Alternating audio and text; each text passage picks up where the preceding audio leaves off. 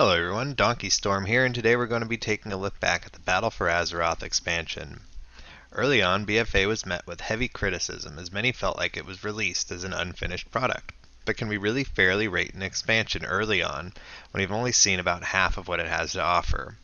In this video, I'll give my subjective opinion on BFA after experiencing it in its entirety. I'll be basing my grades on visuals, gameplay, new features, dungeons, raids, patches, and lore. Then I'll give you my opinion on whether or not BFA was a success or failure as a WoW expansion. Remember, these are just my opinions, so if you disagree with them, I'd love to hear your thoughts in the comment section. And if you enjoy this content, check out my other videos, subscribe to my channel. I post a couple WoW videos every week. Alright, let's get started.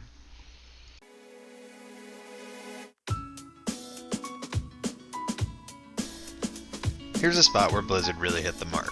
Every zone in BFA is unique and beautiful. The artistic style of BFA is a little bit more realistic and gritty by WoW standards than the over-the-top, end-of-the-world style we saw in Legion. The major cities look amazing, even if the layouts are a little weird. Sorry, Horde players. I mean, fly over Borealis and then fly over Stormwind. One of these cities needs a major makeover, and it's not Borealis. Anyway, new character models look great too, from random mobs to new allied races. All the heritage armor sets, which I thought were a really nice addition, look great as well. In 8.3, Blizzard really nailed the HP Lovecraft style Old God Tentacle Void stuff too. A lot of our favorite major characters got some model reworks and they look great as well. The one place I would ding BFA in the visuals department is some very forgettable raid armor sets, and I don't think I'll be going back to farm many BFA transmogs. All in all, I feel the visuals were the strongest point in BFA, and I'm going to give them a 9 out of 10.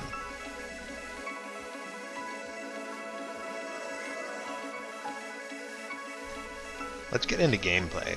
I'm going to particularly look at class changes and obtaining gear here.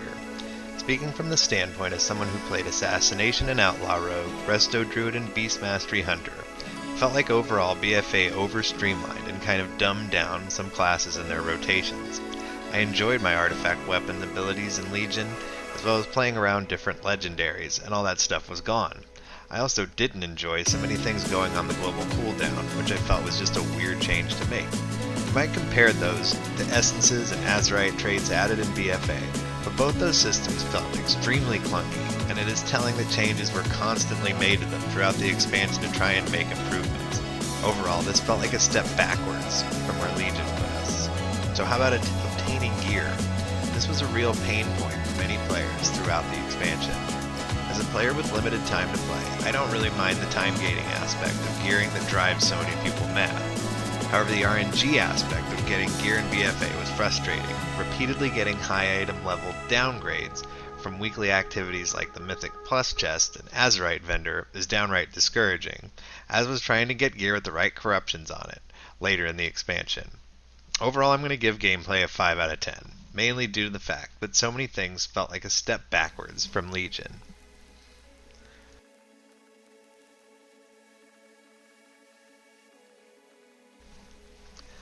I think one of the best ways to judge an expansion is by looking at the new features it brings us and seeing if those features are enjoyed by players and continued in future expansions or simply scrapped. For example, Legion brought us Mythic Plus, which has been a real hit with players and isn't going anywhere. So what did BFA add, and can we expect to see more of it? When we talk about these new features, I'm going to use the F word, fun. Were these new features actually fun, or more like weekly chores? Let's find out. Warfronts, anyone? Anyone? No? No one? I personally couldn't stand these. What sounded like a cool idea when they were first introduced turned into long, boring scenarios where it felt like the outcome was a predetermined win, regardless of what I did. Sort of like an easy raid finder with one piece of RNG loot at the end. The late edition of Heroic Warfronts did little to alleviate this problem. These were one of the things that was really a head-scratcher. Who tried these out and felt like they were going to be a long-term success? One criticism I've heard of BFA was that it wasn't beta tested long enough, and Warfronts might be proof of that. So, fun? No. So how about island expeditions? Again, this felt more like a weekly chore than an adventure. Run 4 boring scenarios that were essentially never-ending trash pulls against a team of AI players to power up your necklace.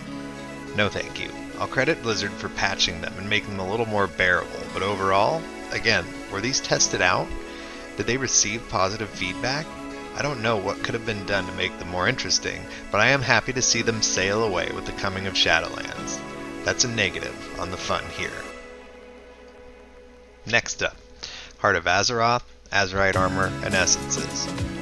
First of all, how is the Heart of Azeroth in any way more fun than artifact weapons? Did we really destroy all the most iconic weapons in WoW for this thing? Why? Because it heals wounds? I hope Shadowlands begins with us tossing this into a river. Azerite Armor never seemed to really find its footing. It got changed a lot through patches, and it did become more bearable when the best traits were not as difficult to get. But again, this felt like a step in the wrong direction compared to tier sets, which have been a staple of WoW since the very beginning. I didn't have as big a problem with essences. I didn't mind earning them, and I liked that I could use different essences in different situations. What was absolutely criminal, though, was that we had to wait until patch 8.3 to get them account-wide. BFA was an incredibly difficult expansion to maintain an alt in for this reason alone.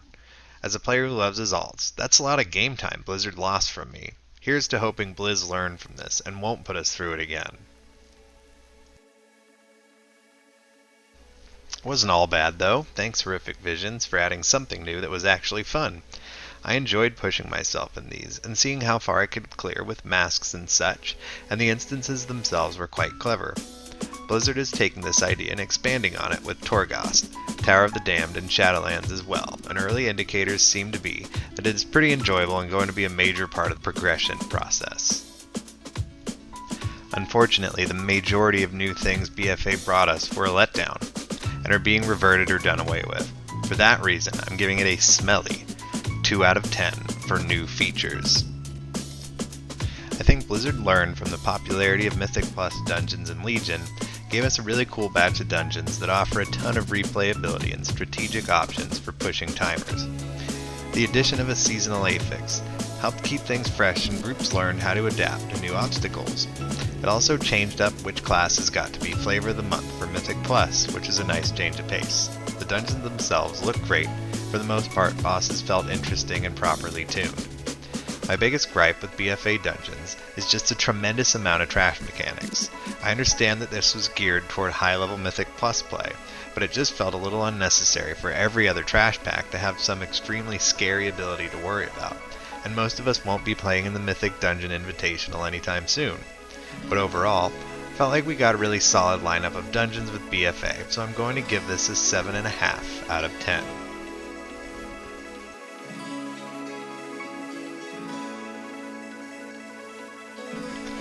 When I think about what makes a great raid, I actually like to think about how fondly I remember it, and how much I did, or didn't, mind doing it over and over again. Usually this stems from some combination of interesting bosses, proportionate amounts of trash, great visuals, and exciting gear and rewards.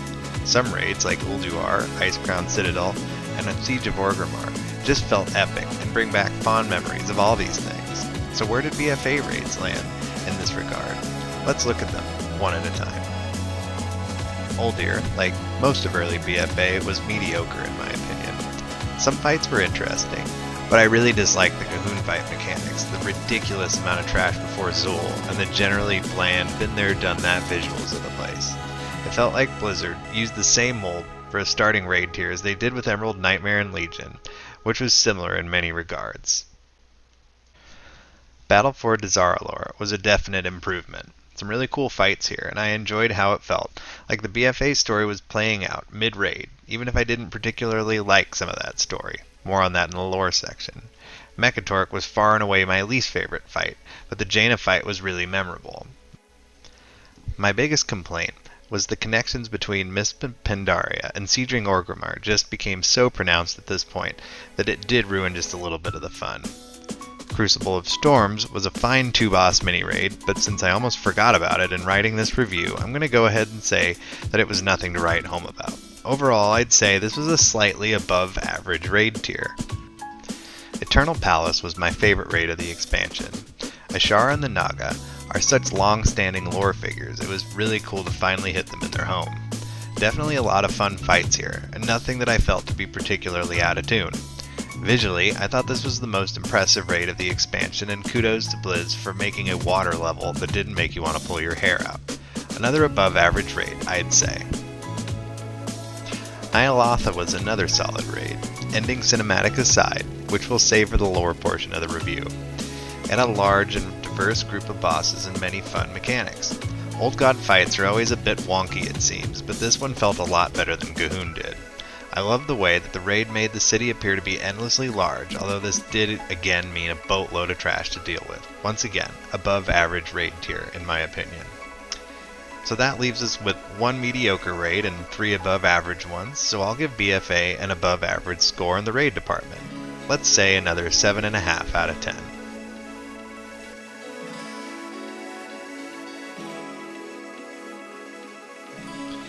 For an expansion that initially fell pretty flat, patches are going to be a big deal.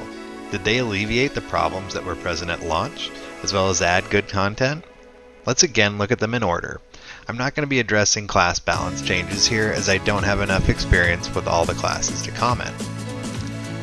Patch 8.1 most notably added the new Dazara Lore raid and Crucible of Storm raids, the Darkshore Warfront, the Titan Residuum Vendor, Dwarf and Blood Elf Heritage Armor, faction assaults, and some island expedition improvements. We just discussed the raid, so we'll leave that out. We can see that Blizzard was still clinging to life with the warfronts and island expeditions in this patch, and although 8.1 helped things out a little bit, these two features were just beyond saving in my opinion. The Residuum Vendor, while a step in the right direction, still left a lot to the RNG gods in getting the Azerite traits you wanted.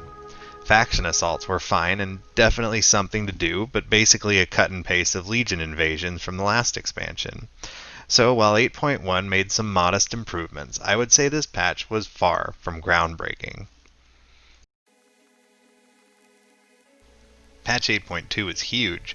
We had the addition of Mechagon and Nazjatar, the Eternal Palace raid, Mechagon Mega Dungeon, Heroic Warfronts, a couple new island expeditions, and Nomentoran Heritage Armor, most notably. We also had the addition of the current Essence system, which was met with mixed reviews by players. It felt like this was the first patch where Blizzard put Warfronts and islands largely behind them and focused on improving players' experience in BFA. Nazjatar and Mechagon were huge. They looked great and they offered us a ton of things to do. Mechagon was basically BFA's Karazhan, but it was still an original, fun dungeon with lots of new mechanics to learn. Overall, I thought this patch was a definite success, and I really enjoyed it. My one gripe being benthic armor, which was received from progressing through Nazjatar. While this was a fine catch-up system, some of the effects were so strong that the items became mandatory all throughout the Eternal Palace raid, which felt a little ridiculous. Catch-up gear should not be greater than the actual raid gear itself. Patch 8.3 added Ny'alotha, Horrific Visions, Old God Assaults, the Legendary Cloak, and corrupted items most notably. I felt that this was another successful patch, all things considered. I liked how Assaults, the Cloak, Horrific Visions, and the Raid all synergized together, and I enjoyed playing through this content. Even though the invasion idea is starting to get a little bit played out, these invasions felt more fully thought through, and I like the idea of Old Gods attacking Titan facilities. Notice that Warfronts and Islands are now completely left out. It seems like Blizzard learned where to spend their time improving the game as the expansion went on. Again, my biggest complaint has to do with the gearing aspect of the patch. I understood Titan forging going away, but corrupted items did not truly alleviate the problem. With some corruptions being ridiculously strong compared to others, you still had a nasty RNG problem that many players did not enjoy. So Blizzard finally introduced the ability to buy corruption using Echoes of Ny'alotha. To me though, this felt like too little too late band-aid fix. It just seemed like Blizzard couldn't get gearing in BFA where they wanted it, all throughout the expansion. So, overall, how are the patches? I'd say it took until 8.2 for Blizzard to get BFA on track, which is too long, let's be honest. I do feel like significant changes were made to the game though, and at least they finished strong, so I'm going to give patches a 6.5 out of 10.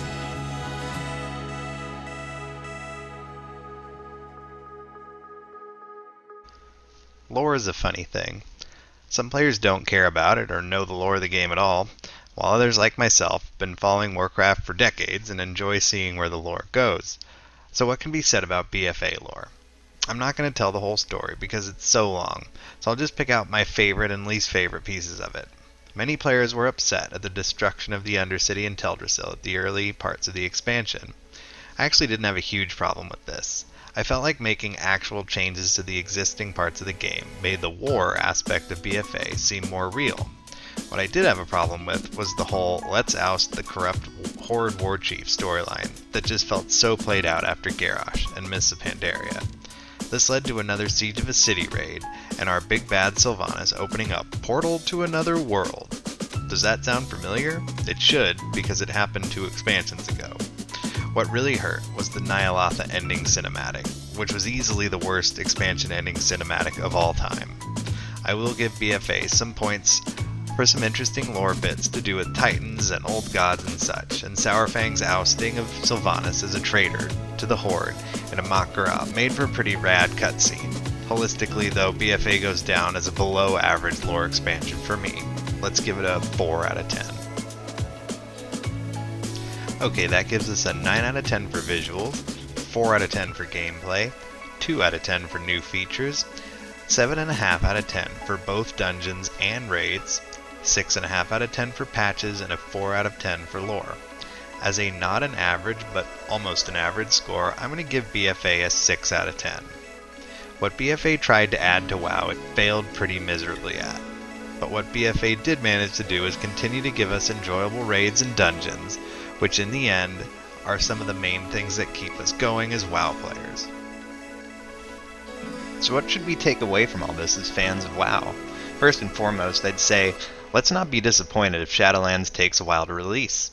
I really don't want to see another expansion released before it's truly ready, so if we get a release in November or later, I'm going to be content knowing that things are hopefully being tested thoroughly.